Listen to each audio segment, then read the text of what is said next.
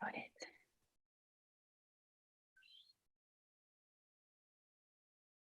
All right, hello and welcome everybody. Today we are with Kimberly Chan, who is a Vedic meditation teacher down in Sydney.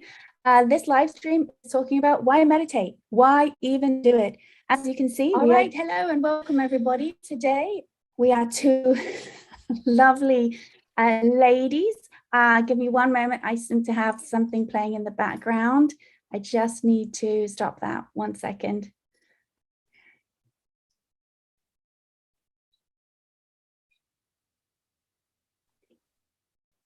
My apologies for that. We were going to hear me talking twice, and that's just too much for everybody, including myself.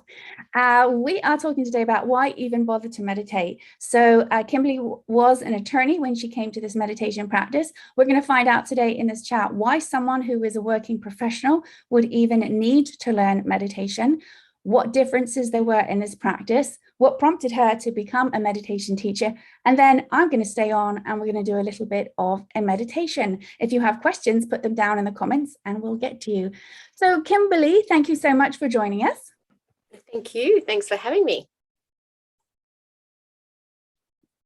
And so I'm just rechecking. Sorry. The audio decided to go mute on me right now. I didn't touch anything, I promise. Why were you even looking into meditation?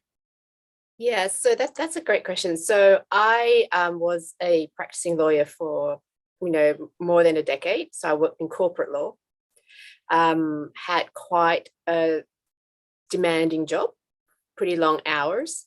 And basically I just completed this major corporate transaction as part of a team where we'd been working for 6 months for, 6 days a week, really long hours, sometimes, 12, 18 hours. So I was pretty burnt out, to be honest. And then we had Christmas, and then I started the year back and just felt really flat.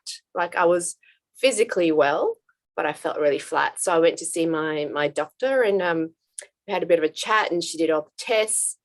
And I was lucky in that I had a really good general practitioner doctor. We call them GPs here in Australia. And she was quite progressive. And she kind of said, look, I think, you've got a little bit of a, slight depression, I think, coming out of this sort of really hectic period of work. So we've got two options. We can medicate or meditate, which is interesting. And in the end, what we ended up doing was a hybrid. There was a short period of medication to kind of help alleviate the symptoms. And that kind of started me on this meditation journey, I guess. And I took quite a long path to get to Vedic meditation because I come from a Buddhist background. So naturally, I kind of went back into that sort of Buddhist type style meditation, and I experimented with lots of different styles, so that really strict kind of mindfulness where you sit in a posture for extensive periods of time, not moving, to chanting. And I, did various retreats. I did guided meditation. So I tried lots of different things, and they all worked to varying degrees. So I can see, reasons why people try different types of meditation. And then about a year into that journey, I came across Vedic meditation, and I'd heard from a couple of different sources that it was simple and effective, which are two great things, for someone who had a really busy life. You want something that's simple and that works.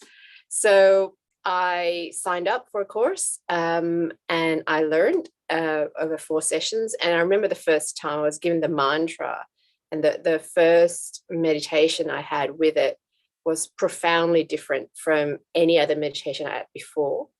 Had a very deep, peaceful, and safe experience. And it gave me access or contact to a space within myself that I had never had before. And it just completely changed my perspective of myself and, my life, really. So that was how I got into it. quick question, and Yeah. apologies, I will interrupt just because I love to remember things and pick it up while it's Please in do. the moment. What was the impetus? You went back to Buddhist practice naturally. What was the triggering event that had you say, okay, I'm going to try this other practice? I think I found with the other practices, I would follow them, but the experience typically plateaued after a while. And so then I kind of think, well, there's got to be something else that can help me, go deeper.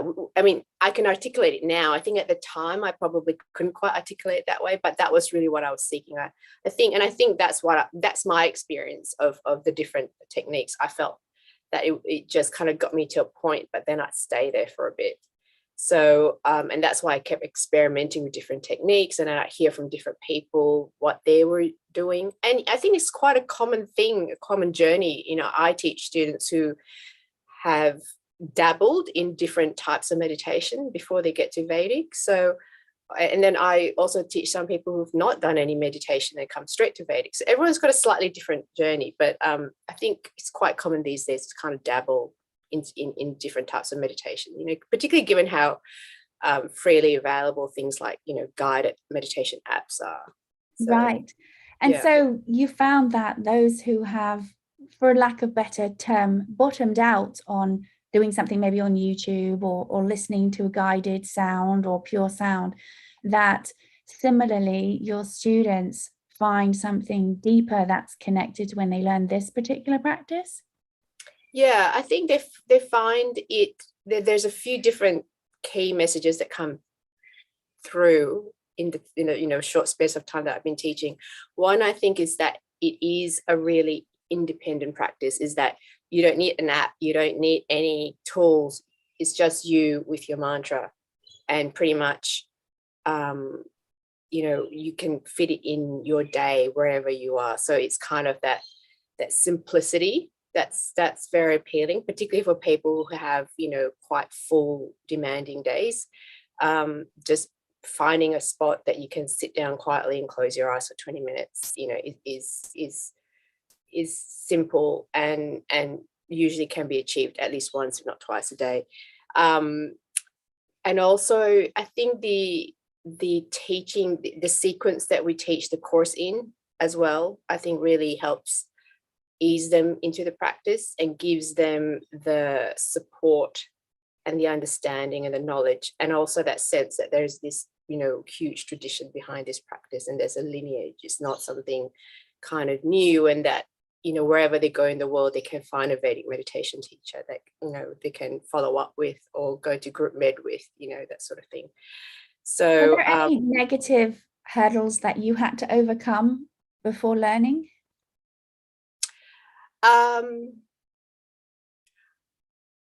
No, not really. I didn't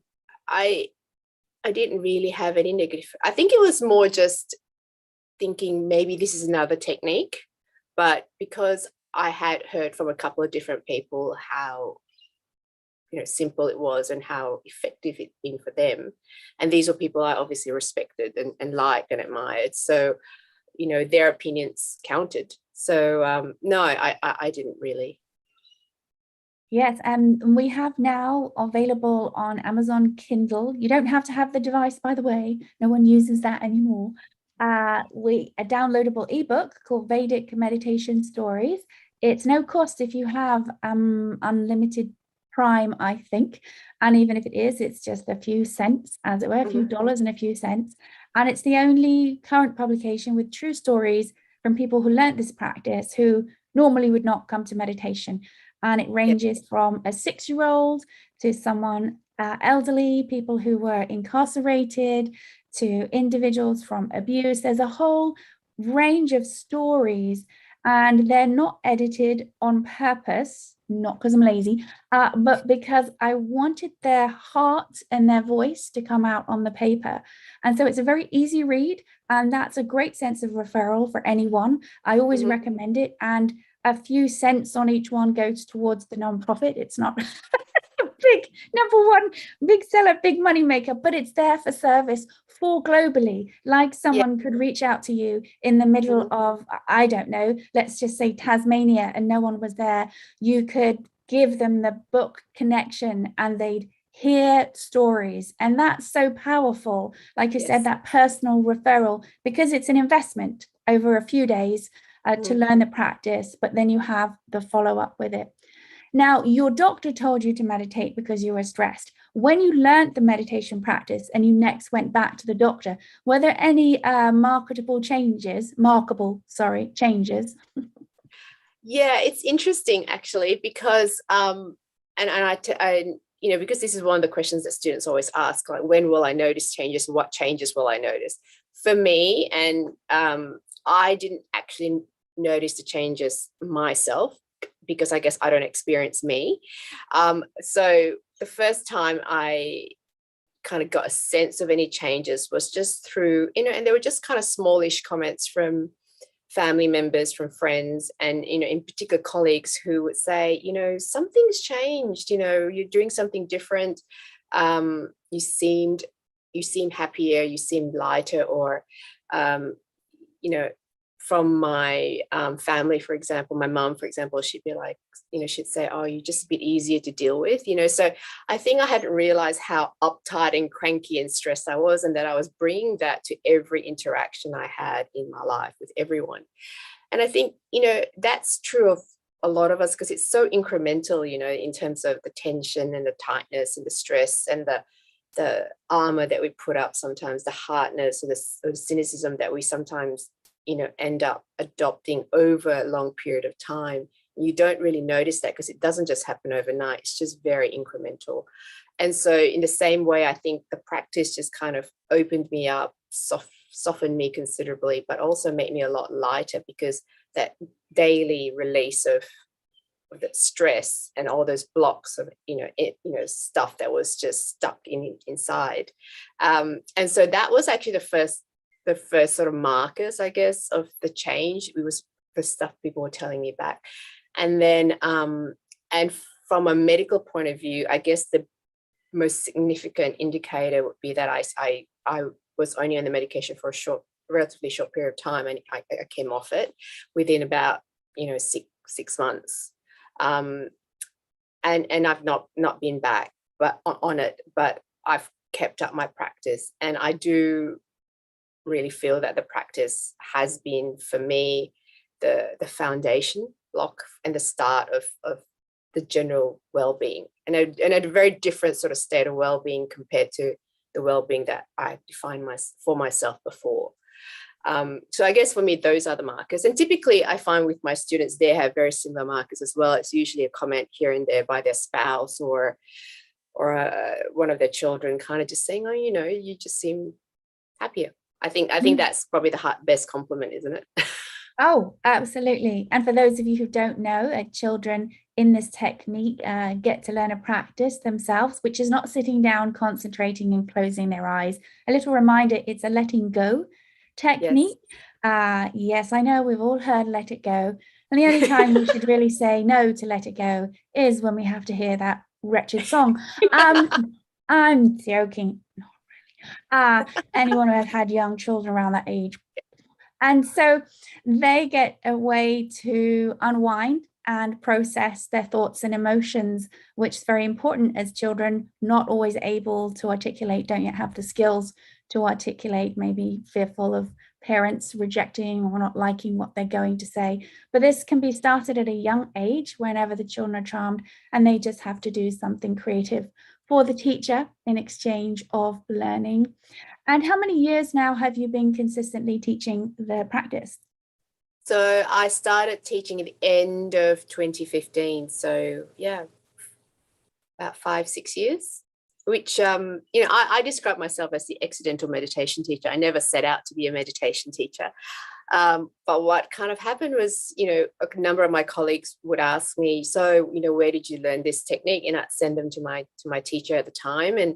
And some of them learned, and then a number of them came back to me and said, why don't you teach me? And I said, well, I can't teach you because I'm not a teacher. And this kind of happened on and off for about 6 months. And then I ended up having a chat with my teacher, Tim Brown, and he said, there's nothing in the guidebook that says you can't be two things. You can't be a lawyer and a meditation teacher. So maybe have a think about it.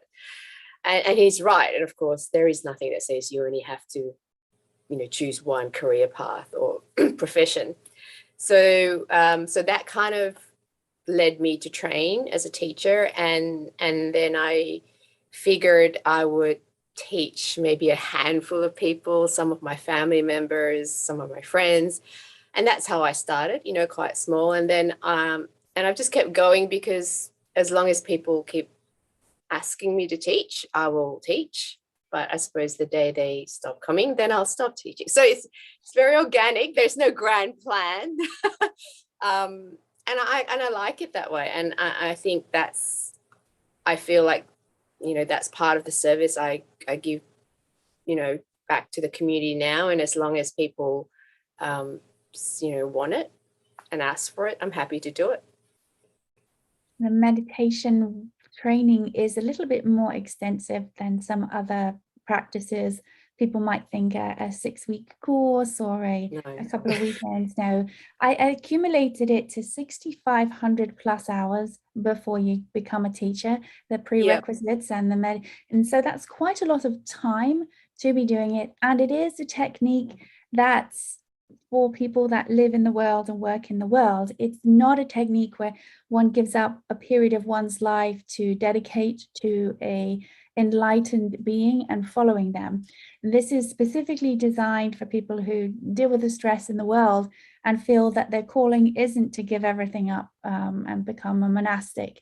And as a result, you're dealing with individual people who are passing on a technique that you may completely surpass and enjoy the practice so much, and I don't know, become a super wise guru yourself, because it's simply releasing the stress that's within you.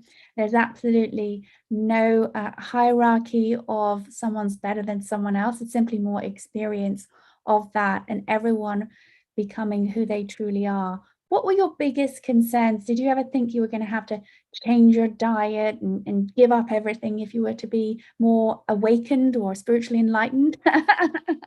Yeah, it's funny because I do get asked that occasionally from people who, want to learn, and it says, so, what's involved? Do I have to, stop eating meat or drinking wine or coffee or whatever?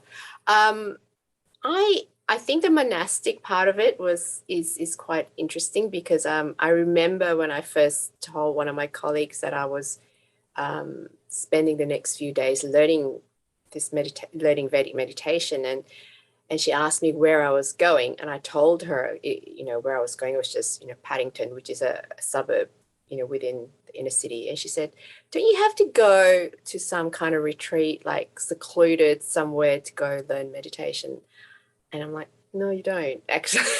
So there, so I think one of my concerns at the time was, that you'd have to, like you say, have that monastic tradition where you have to take yourself out of your normal life, out of your community, out of your, friendship circles or work circles, and kind of hide yourself away for a period of time, to purge everything and come back very enlightened, and that sense of that you have to be perfect almost in order to teach or to meditate or to get the most out of it, and that's the furthest thing from what we teach and how we practice meditation. So, and I think that's the accessibility of the practice, and I think that's what people enjoy the most about it, that it doesn't actually require you to give up anything, and that it is simple and it works. And and if after a period of time you've been practicing, you feel like you're not wanting to drink as much or drink at all, then I think that happens naturally, but there is no giving up as such of anything. And exactly, a beautiful word we have is charm. And I personally, in the last week, several people have said, I'm going to use the word Paula uses, charm.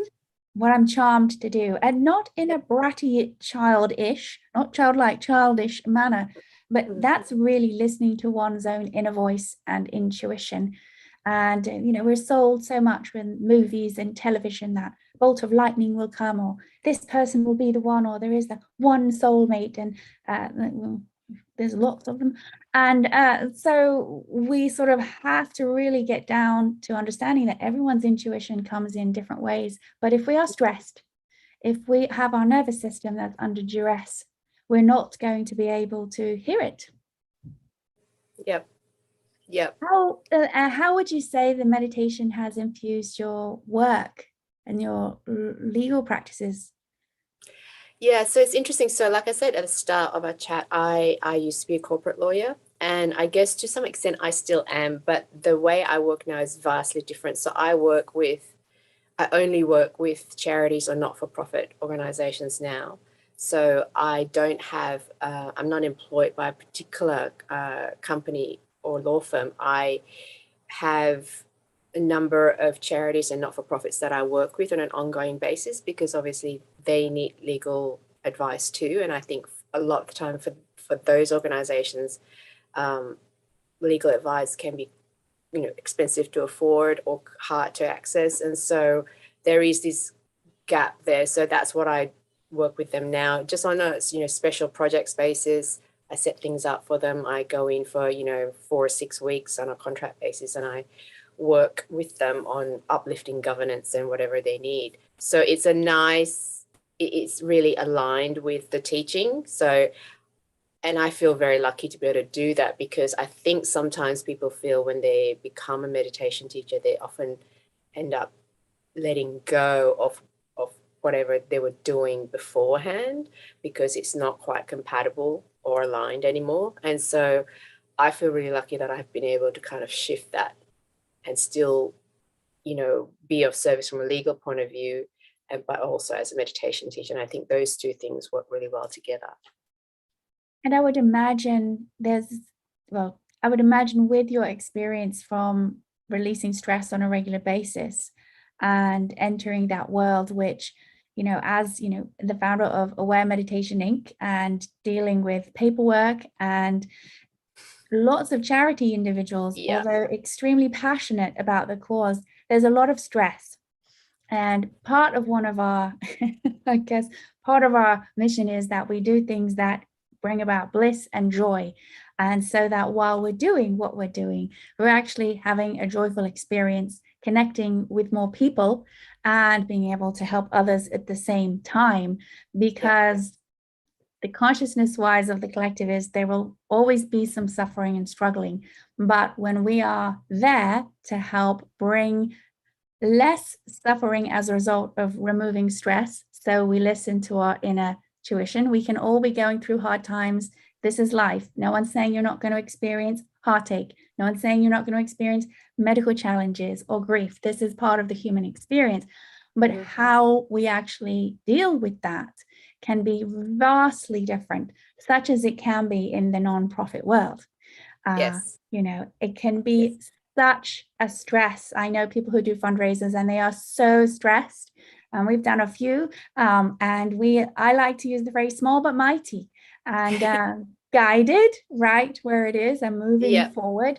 And everyone who comes aboard or is part of what we do is all guided to be there, with people connecting and having an experience that is positive in their lives as well.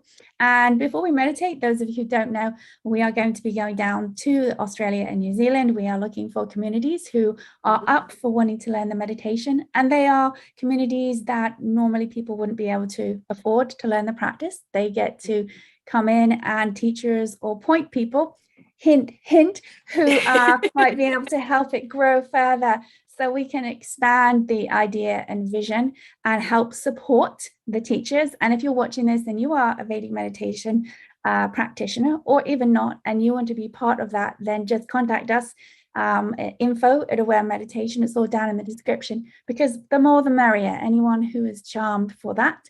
But what we're going to do now is a little meditation. Obviously, if you are watching this for the first time and you don't know what the practice is, you're just going to enjoy, and I'm going to give some simple instruction. If you do have a Vedic meditation practice, you now get to have me time you for meditation, And if you go back and look at any of the other live streams, you can not only get maybe a yoga class or a Reiki class or something else, but you'll also find there are group meditations. And that's there on purpose for you to be able to dial in when you want that little bit of support for you. And if you can, subscribe to the channel. We'd love that, so you can support us as we support others. We are going to say goodbye to dearest Kimberly, and thank you so much for joining us. And I am going to begin to do the meditation part. So if you want to reach Kimberly, we're going to put all her information down in the chat. But now we're going to get ready for a meditation. Thank you so much for joining us. No, thank you, Paula. Thanks. You're very welcome. All right, so everyone who's still here, we're going to start the meditation. Simply find yourself in a comfortable position with your back supported. You see, I have a chair here, and I have a little squishy here that we're going to sit comfortably with.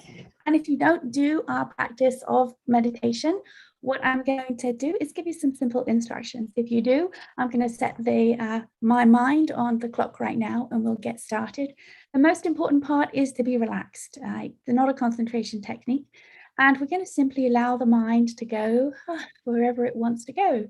So that means if you start thinking about weird things like tomato plants and squirrels and succulents, or when am I going to have my next cup of tea? When am I?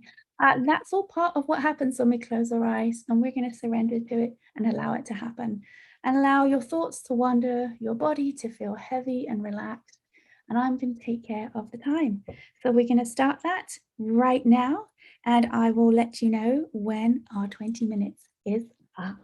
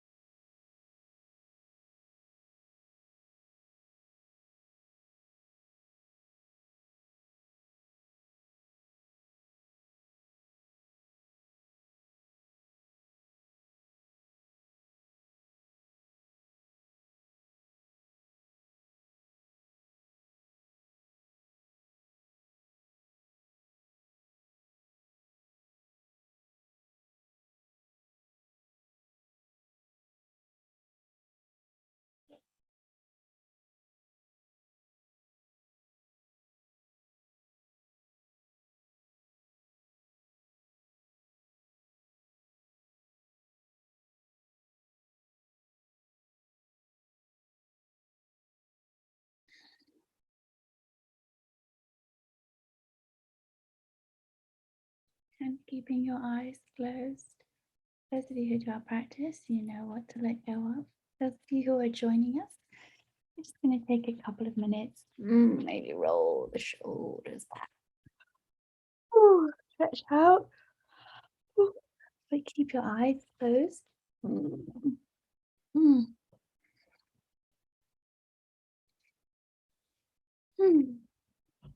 we're going to take a couple of minutes to come back, maybe wheeling our toes, allowing the breath to deepen. This simply allows our body to bring its breathing more in a state to be in the waking state. But we keep the eyes closed. Just another minute or so.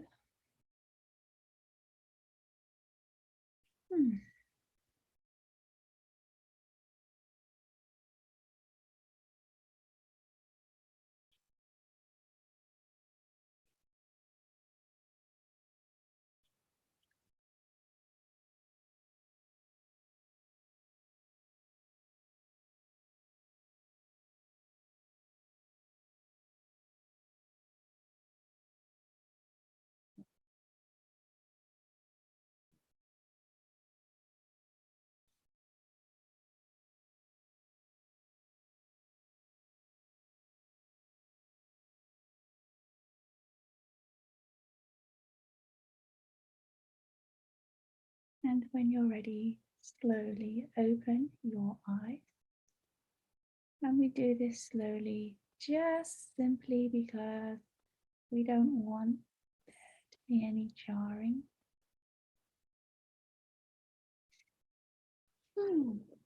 In the nervous system. If you'd like to find out more about what the practice is, just send us a note, an email. I can then hook you up with a local teacher. If you wish to join us for our next live stream, we're going to be talking about the holiday stress and how meditation can help with your stress. We hope you've enjoyed today's live stream. If you're watching this afterwards, please feel free to send a note, put something in the comments, and we'll get back to you. And please subscribe if you can. If you've enjoyed the information, please share. We're hoping to grow the channel and be able to help others. And if you're curious about the ebook, the link is all down below. And with that, I want to thank you for joining us today and